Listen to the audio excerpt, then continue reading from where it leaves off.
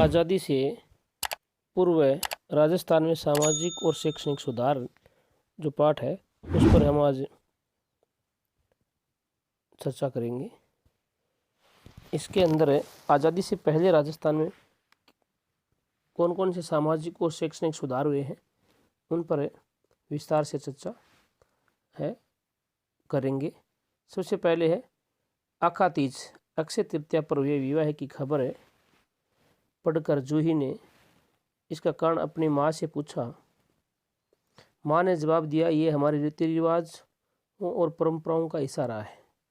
आखा तीज के बारे में चर्चा शुरू की गई है पाठ के अंदर, पर धीरे धीरे इसमें बदलाव हुए और लोगों की समझ इस दिशा में बननी शुरू हुई। बाल विवाह, जाति प्रथा, सती प्रथा, कन्यावध, दास प्रथा जैसी प्रथाएं हमारे समाज में प्रचलित थी। आखा तीज का यहाँ ये जो शुरुआत है वो की गई है। इस पर कुछ रीति रिवाज हैं जो हमारे समाज के अंदर पहले से चली आ रही हैं। कुरीतियाँ भी हैं, जैसे छोटी उम्र में विवाह करना, बाल विवाह, जाति प्रथा, सती प्रथा, कन्यावध, दास प्रथा, ये कुछ प्रथाएं थीं जो समाज पर एक प्रकार से कलंक थी। ये हमारे समाज में प्रचलित थी। प्राचीन काल में समाज में वर्ण व्यवस्था पर आधारित जातिगत स्वरूप भी विद्यमान था, जो श्रम पर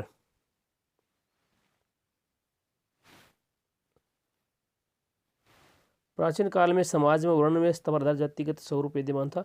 यानी जो वर्ण व्यवस्था है, जो चार वर्ण बताए गए हैं, क्षत्रिय, ब्राह्मण, शूद्र, वैश्य, ये जातिगत आधार पर विद्यमान यहाँ पे थे। जो श्रम और कार्य विभाजन पर आधारित सकारात्मक व्यवस्था थी। पहले प्राचीन समय में ये श्रम पर आधारित थे वर्ण व्यवस्था।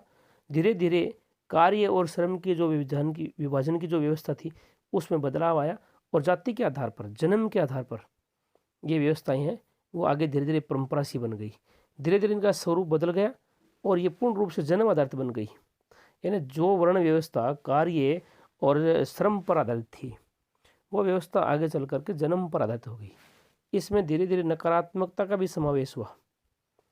इसमें नकारात्मक भावना है वो भी आ गई थी। यह जाति व्यवस्था का जो जहर है, जो हम भेदभाव की बात कर रहे हैं, वो इसमें धीरे धीरे ये समाहित हो गया। हम जानते हैं कि समाज का व्यक्ति के जीवन पर सीधा प्रभाव पड़ता है। समाज का मतलब क्या होता है? दो या दो से अधिक व्यक्ति जब आपस के अंदर वार्तालाप शुरू करते हैं तो समाज अस्तित्व में आ जाता है। एक दूसरे की सहायता करते हैं तो वो समाज अस्तित्व में आता है। तो समाज के योगदान को व्यक्ति के जीवन पर जो प्रभाव है उसकी हम चर्चा कर रहे हैं कि प्रभाव पड़ता है समाज का। क्योंकि सकारात्मक व्यवस्था मस्तिष्क को खुलापन देती है और नकारात्मक कई विकृतियों को जन्म देती है। अगर समाज के अंदर जो व्यवस्था है संबंधों की वो अगर सकारात्मक है इन वर्ण व्यवस्था के अंदर, तब तो समाज अच्छी, जो दिमाग है इंसान का उसमें अच्छा विकास हो पाता है। अगर उसमें नकारात्मकता है तो कुछ समाज में वो आगे विकास नहीं कर पाते हैं और उनके नकारात्मकता रहती है, दिमाग के अंदर भेदभाव रहता है, विकृतियाँ जन्म लेती हैं। उस समय विवाह संस्था सामाजिक व्यवस्था का एक मजबूत रूप बनी हुई थी। इसी के चलते कुछ परंपराओं और मान्यताओं का सही रूप प्रासंगिकता नहीं बनाए रख सका और इसके विकृत रूप ने समाज में अनेक समस्याओं को जन्म दिया। यानी जो विवाह है वो कोई गलत बात नहीं है। विवाह करना तो सृष्टि के लिए, जो इंसान हैं उनके विकास के लिए, उनकी जो पीढ़ी है उनके लिए ज़रूरी है, जीवन के लिए भी ज़रूरी है। पर तो इसी विवाह जो पवित्र संस्कार है उसी संस्कार के अंदर जो बाल विवाह है, सती प्रथा, जाति प्रथा, कन्यावध, दास प्रथा जैसी कुरीतियाँ समाज में फैल गई। तत्कालीन सामाजिक सुधारकों ने ब्रिटिश सरकार के प्रयासों से इसे दूर करने के प्रयास भी किए थे कि इन सब को समस्याओं को ख़त्म किया जाए या इनके ऊपर कोई रोकथाम है वो लगाई जाए। तो अंग्रेज़ों का जो राज था उसके अंदर सामाजिक सुधार के प्रयास किए गए थे। राजस्थान में भी इस तरह के प्रयास हुए हैं। तो राजस्थान में अगर हम बात करें तो जो अंग्रेज़ों का जो प्रभाव है वो 1818 की जो संधियाँ हुई है वहाँ से शुरू होकर के देश की आज़ादी तक प्रभाव रहा है ब्रिटिश शासन का। यानी 1818 से लेकर के 1947 तक ब्रिटिश से जो ब्रिटेन की जो सरकार है, यूरोप महाद्वीप में जो ब्रिटेन देश है वहाँ की सरकार का यहाँ राज था। पहले कंपनी का राज रहा, फिर वहाँ की महारानी, वहाँ की अन्य जो व्यवस्था है शासन व्यवस्था, उनका नियंत्रण में भारत का शासन चला था। ब्रिटिश सरकार भी इन सभी मुद्दों को अपनी जो हस्तक्षेप की जो नीति है उसके चलते सीधे जनता के सामाजिक और धार्मिक मामलों में हस्तक्षेप नहीं कर सकती थी। यानी अंग्रेज भी चाहते थे कि हम लोग सीधा ही भारत की जो व्यवस्था है ये सामाजिक, इस व्यवस्था के अंदर दखलंदाजी नहीं करेंगे। इसके पहले आवश्यक सुधारों से जुड़े महत्वपूर्ण पक्ष जैसे शिक्षा को लेकर सामाजिक सुधार के कार्य करने का प्रयास किया। उन्होंने सबसे पहले शिक्षा का जो प्रयास है वो किया गया कि शिक्षा का अगर माहौल बनाएंगे उसके बाद में कोई बदलाव करेंगे, देखेंगे आगे। स्वामी विवेकानंद, दयानंद सरस्वती के प्रयास राजस्थान के लिए महत्वपूर्ण रहे हैं। ये लोग वो हैं जिन्होंने समाज सुधार के लिए काम किए हैं इस समय में। रियासत का जो ये समय है, रियासतकालीन जो राजपूताना है, उसके विभिन्न शासकों ने भी सामाजिक कुरीतियों को दूर करने के प्रयास किए गए हैं। कौन से राजा ने कब इनको दूर करने के प्रयास किए गए हैं उनके ऊपर है चर्चा करेंगे। सबसे पहले जो समाज के अंदर हमने जो बड़ी समस्या देखी वो थी सती प्रथा। इसमें क्या होता था, जब कोई शादी होने के बाद में दूल्हा, शादी होने के बाद अगर घर भी जा रहा है रास्ते के अंदर, अगर दूल्हे की मृत्यु हो गई तो उस जो दुल्हन को जबरदस्ती साथ में जला दिया जाता था। ऐसे भी उदाहरण मिले हैं कि कोई सतियां हैं वो खुद की इच्छा से भी पति के साथ जल जाती थी। जो अंतिम क्रिया है, अंतिम संस्कार करते हैं, दाह संस्कार करते हैं, उसमें उसके साथ ही जल जाती थी चिता के ऊपर। फिर धीरे धीरे जबरदस्ती जलाने की भी प्रथा चल गई। जो नहीं जल रही थी उसको भी बहुत सारे ताने मार मार कर जला देते थे। तो ये प्रथा राजस्थान के भी ज़्यादातर इलाकों के अंदर, क्या सभी राजस्थान के सभी जिलों के अंदर मान लो ये प्रचलित थी। मध्यकाल में मुहम्मद बिन तुगलक और अकबर ने भी इस प्रथा को रोकने के प्रयास किए थे। ये मध्यकाल के अंदर है, सल्तनत काल है, मुगल सल्तनत है, इन सब में ये रोकने का प्रयास जरूर हुए थे। अब ब्रिटिश काल के अंदर राजा राम मोहन राय हैं, उन पर ज़्यादा प्रभाव पड़ा था। राजा राम मोहन राय है, उसके प्रयासों से प्रेरित होकर के 1829 ईस्वी में कानून बनाकर लॉर्ड विलियम बेटिंग ने सत्य प्रथा को गैर कानूनी घोषित कर दिया था। राजा राम के भाई साहब को एक्सपायर हो गए थे, तो उनकी जो भाभी जी है उनसे संबंधित ये जो प्रथा है वो विवादित हुआ था। उनका अंतिम संस्कार करने के लिए वो चिता पर जबरदस्ती जलाने वाली घटना से वो प्रभावित हुए थे और उन्होंने इसका विरोध किया। तो अंग्रेजों ने 1829 में जो सती प्रथा है उसको ख़त्म करने के लिए उस समय भारत का जो लॉर्ड है, लॉर्ड विलियम बेटिंग, उसने इसको गैर कानूनी घोषित कर दिया गया। सर्वप्रथम अगर हम बात करें तो राजस्थान में जयपुर राज्य में जयपुर संरक्षक समिति के प्रयासों से सती प्रथा है उसको निषेध का जो कानून है वो पारित किया गया था। सबसे पहले सती प्रथा पर रोक है वो जयपुर रियासत में लगी थी। उसके बाद कोटा और जयपुर, मेवाड़, इनमें भी ये जो उन्मूलन का कानून है वो बनाए गए थे। तो कोटा, जयपुर, मेवाड़, इन रियासतों के अंदर भी इनको रोकने के प्रयास हैं वो आगे किए गए। उसके बाद में कन्यावध प्रतिबंध। कन्यावध राजस्थान में सर्वप्रथम कोटा राज्य में कन्यावध को गैर कानूनी घोषित किया गया। यानी जो कन्या का वध है, बहुत सारे परिवारों के अंदर लड़कियां बहुत ज़्यादा हो जाती थी, तो उनकी जो शादी है उनके जो खर्चा है उसे बचने के लिए भी कन्याओं का वध किया जाता था। और जो सरकारी गवर्नमेंट है उनके जो अत्याचार थे उस समय के, उन अत्याचारों से भी दुखी होकर के बहुत सारे लोग हैं वो कन्याओं का वध कर देते थे पहले ही। तो इनको रोकथाम के लिए सबसे पहले कोटा राज्य ने कन्यावध पर रोक लगाई कि कन्याओं का वध है, लड़कियों का जो वध है वो नहीं किया जा सकता। इसके बाद में बीकानेर, जोधपुर, जयपुर, उदयपुर, अलवर राज्यों ने भी इस प्रथा को गैर कानूनी घोषित किया गया था। ये सब राजा अंग्रेजों के दबाव में आकर के इन सब चीज़ों इन प्रथाओं पर रोक लगा रहे हैं। बाकी पहले से चली आ रही थी, कोई राजा विशेष तौर से इनको रोकने का प्रयास नहीं कर रहा था। बाल विवाह, अनमेल विवाह निषेध कानून, यानी कम उम्र की कन्याओं का उनसे अधिक अवस्था के पुरुष से विवाह करना अनमेल विवाह कहलाता है। यानी उम्र में लड़कियां बहुत छोटी होती हैं और लड़के हैं उनकी उम्र बहुत ज़्यादा होती है, तो उसको बोलते हैं अनमेल, यानी उनका कोई मेल नहीं है। और एक बाल विवाह है, छोटी उम्र के अंदर बालक और बालिकाओं का विवाह कर देना, दोनों ही प्रथाएं समाज में प्रचलित थी और आज भी प्रचलित है। इससे बालक बालिकाओं के शारीरिक और मानसिक स्वास्थ्य पर बहुत ज़्यादा प्रभाव पड़ता है। जो हमारे जो प्रगतिशील समाज है, जो वृद्धि करने वाला जो समाज है, आगे बढ़ने वाला समाज है, उसके लिए ये सभी समस्याएं उपयुक्त नहीं हैं। इनके लिए सरकार ने भी प्रयास किया था। राष्ट्रीय स्तर पर अनमेल बाल विवाह जैसी कुप्रथा को रोकने के लिए समाज सुधारक स्वामी दयानंद सरस्वती ने इनकी आवाज़ उठाई थी कि ऐसा नहीं होना चाहिए, इनके ऊपर रोक लगनी चाहिए। 10 दिसंबर 1903 को अलवर रियासत में बाल विवाह और अनमेल विवाह निषेध पर कानून बनाया गया था, ये ध्यान में रखना। 10 दिसंबर 1903 अलवर रियासत में बाल विवाह और अनमेल विवाह निषेध कानून वह वो बनाए गए थे।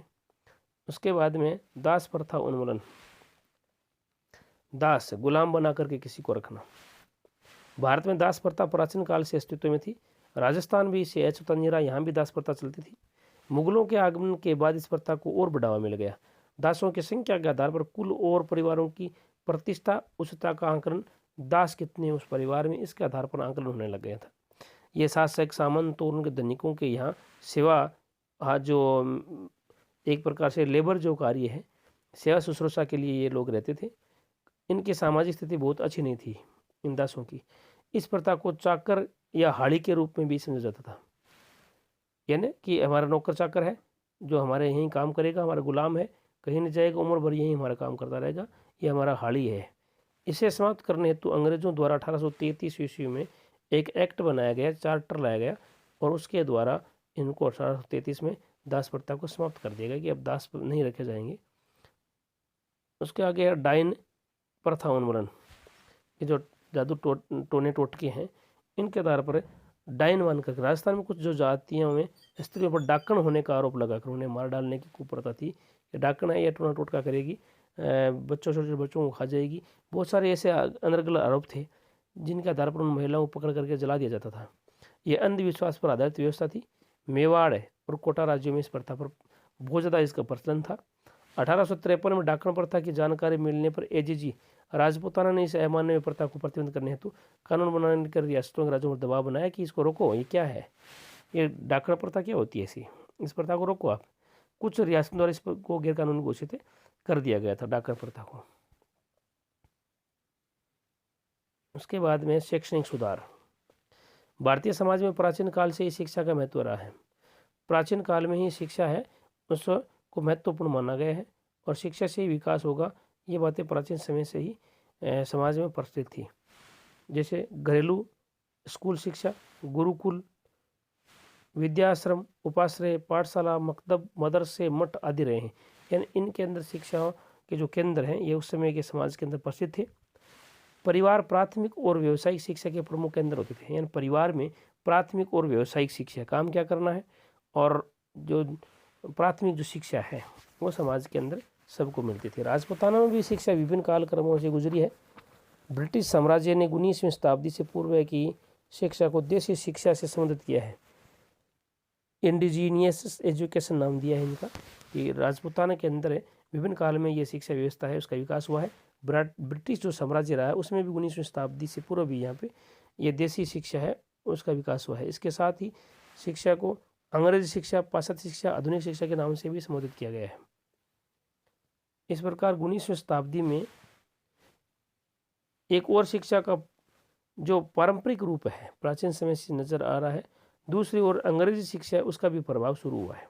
प्राचीन समय की शिक्षा व्यवस्था है उसके अनुसार शिक्षा दी जा रही है और आधुनिक काल के अंदर ये अंग्रेजी शिक्षा है उसका भी विकास किया जा रहा है। 1819 ईस्वी में आधुनिक शिक्षा का स्कूल अजमेर में खोला गया।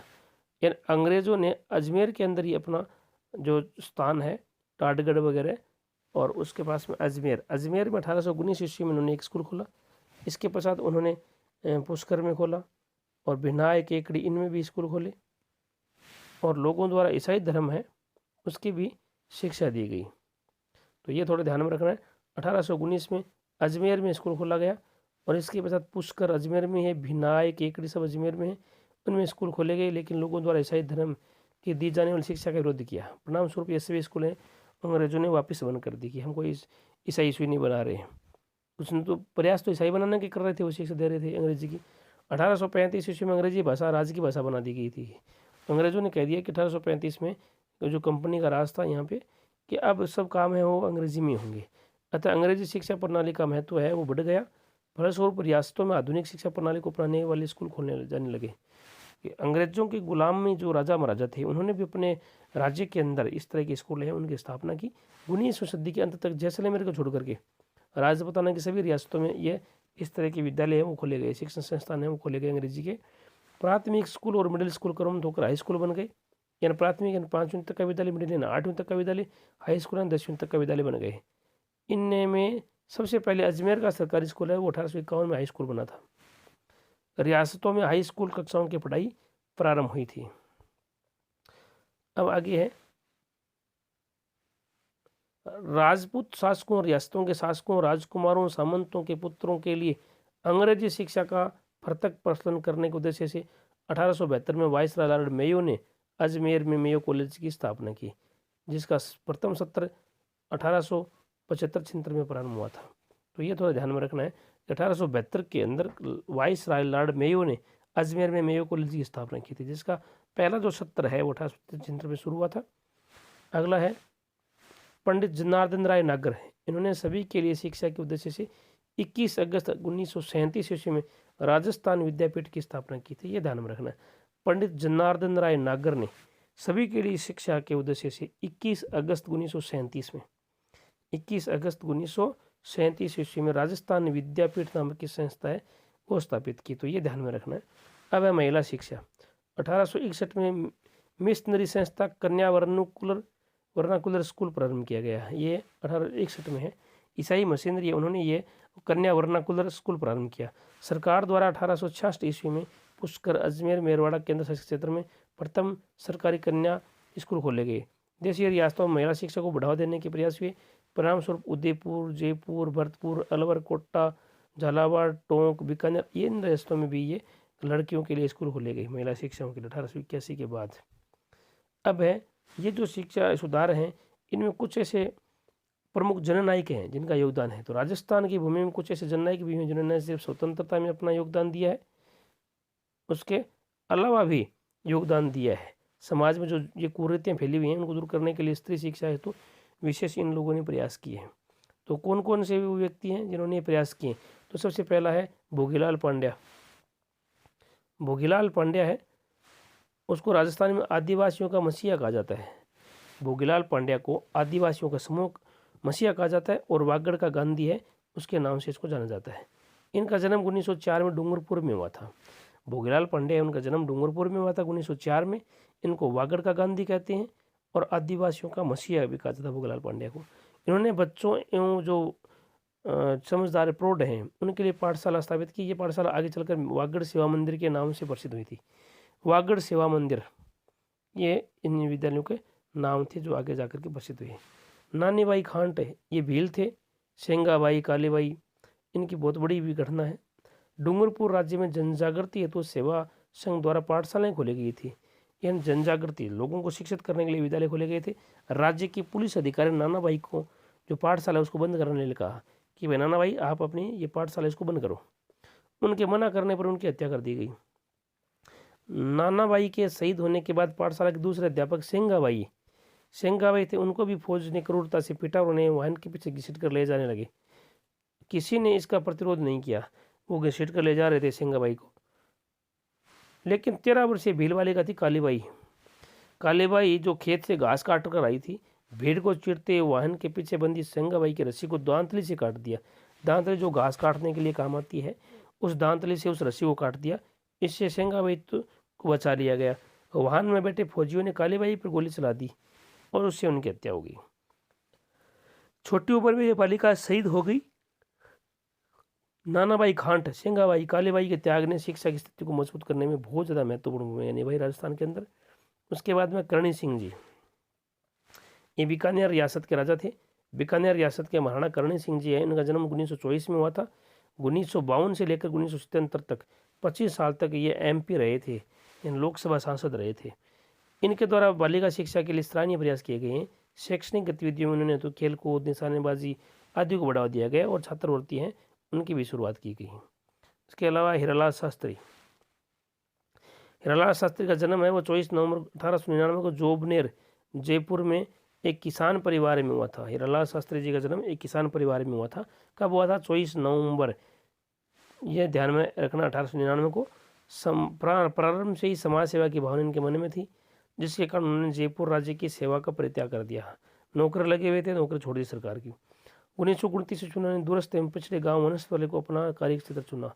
ये एक पिछड़ा हुआ गांव था, दूरस्थ गांव था। 1929 में यहाँ वनस्थली विद्यापीठ वाला जो है वहाँ उन्होंने एक जीवन कुटीर नाम की संस्था की स्थापना की, जहाँ समर्पित सामाजिक ग्रामीण कार्यकर्ताओं को रोजगार और ग्रामीण क्षेत्र की पुनः संरचना हेतु प्रशिक्षण दिया जाता था। ये आगे चलकर प्रजामंडल में भी योगदान दिया इन्होंने। 1948 में जयपुर स्टेट के 30 मार्च 1949 को राजस्थान के ये पहले मुख्यमंत्री बने थे। अपनी पत्नी के साथ मिलकर महिला शिक्षा बढ़ा देने के लिए वनस्थली विद्यापीठ जो टोंक में है इनकी स्थापना की थी। उसके बाद है रतन शास्त्री। रतन शास्त्री को महिला शिक्षा के अंदर उल्लेखनीय योगदान लेके महिला के रूप में इनको जाना जाता है। बहुत अच्छा योगदान था इनका। इन्होंने, हीरालाल शास्त्री की पत्नी थी, इन्होंने वनस्थली विद्यापीठ की स्थापना की। महिला एवं बच्चों के शिक्षा के क्षेत्र में उल्लेखनीय कार्य के कारण उन्हें सम्मान भी मिले थे। इनमें पद्मश्री मिला था, पद्म भूषण मिला था। जमनालाल बजाज जो अवार्ड है वो भी इनको दिया गया था। किशोरी देवी स्वतंत्रता सेनानी एवं सामाजिक कार्यकर्ता थी। इनका जन्म दुलारों का बास झुंझुनू जिले में हुआ था किशोरी देवी का। 1938 में इनके पति श्री सरदार लाल सिंह को वहाँ के जागीरदारों ने झूठे मुकदमे में फंसा करके जेल में डाल दिया था। इसके खिलाफ किशोरी देवी ने आंदोलन चलाया। महिलाओं का समूह बनाकर जयपुर में सत्याग्रह भी किया। महिलाओं को आगे बढ़ाने के लिए समाज सुधार और स्वतंत्रता आंदोलन में भी उन्होंने भाग लिया था। तो ये किशोरी देवी थी, झुंझुनू की थी, ये दुलारों का बास गाँव है वहाँ की। और इनके पति 1938 में सरदार लाल सिंह जी को जेल में डाल दिया गया था, तो उनको छुड़ाने के लिए उन्होंने आंदोलन किया था। मामा बालेश्वर दयाल, 10 मार्च 1905 को जन्मे मामा बालेश्वर दयाल सामाजिक कार्यकर्ता के रूप में प्रसिद्ध थे। उन्होंने भील जनजाति विशेषकर राजस्थान मध्य प्रदेश में लोगों के लिए काम किया। इसके लिए उनका जल जंगल जमीन पर आंदोलन भी उन लोगों ने चलाया। ये मामा बालेश्वर दयाल हैं जो आदिवासियों के हक और उनके अधिकार के लिए लड़ रहे थे। ये हमारा पाठ था। अब हम कुछ मीनिंग है इसके, शब्दावली है। उन्मूलन का मतलब होता है समाप्त करना। प्रबुद्ध का मतलब होता है बुद्धिजीवी या ज्ञानवान। ये हमारी शब्दावली थी। इसके अलावा कुछ ये प्रश्न है। आज़ादी पूर्व राजस्थान में कौन सी कुप्रथाएं प्रचलित थी? सभी कुप्रथाएं थी। सती प्रथा हो, चाहे डाकन प्रथा हो, ये सभी इसमें दया आ जाएगा। 1819 में आधुनिक शिक्षा का पहला स्कूल कहाँ खोला गया था? पहला स्कूल है वो अजमेर में खोला गया था। ये कुछ प्रथाएं हैं, जैसे मेयो कॉलेज है, इनको मेल करना है आपस में अंदर। खेजड़दी आंदोलन है तो अमृता देवी जी हैं। मेयो कॉलेज है तो अजमेर है। अब दास, ये जो दास प्रथा है ये एक कुरीति थी और विद्या भवन है वो उदयपुर में स्थापित हुआ था। इनको मैच करना था। अगला है वनस्थली विद्यापीठ की स्थापना किस उद्देश्य से की दी थी? अरे महिलाओं को शिक्षित करने के उद्देश्य से ये वनस्थली विद्यापीठ है ये खोला गया था। आधुनिक शिक्षा के नाम से खोले गए स्कूलों के बंद होने का कारण बताइए। क्योंकि लोगों ने विरोध कर दिया था कि यहाँ पे ये धर्म की शिक्षा दे रहे हैं मशीनरी, इसलिए लोगों ने इनका विरोध कर दिया। नानाबाई सेंगाबाई कालीबाई की कहानी है, उसको लिखना ये भी मैंने चर्चा की है। नानाबाई सेंगाबाई कालीबाई के जीवन से संबंधित है कि वो विद्यालय खोल रहे थे, चला रहे थे, उनको रोकने के लिए प्रयास किया गया तो उन्होंने नानाबाई को गोली मार दी गई। सेंगाबाई उनको लटका करके जेब के पीछे ले जा रहे थे। उसी समय कालीबाई ने अपनी घास काटने वाली दांतली से उनको काट के उनकी जान बचा ली, खुद गोली का शिकार हो गई। वो जो कथा भी अपने जो पढ़ी थी इनकी, उनके बताना है यहाँ पे। बाल विवाह किसे कहते हैं? बाल विवाह कहते हैं छोटी उम्र के अंदर बच्चों का विवाह हो जाना, बाल विवाह कहलाता है। तो ये इनके प्रश्न थे। अब हम आपसे विदा लेते हैं।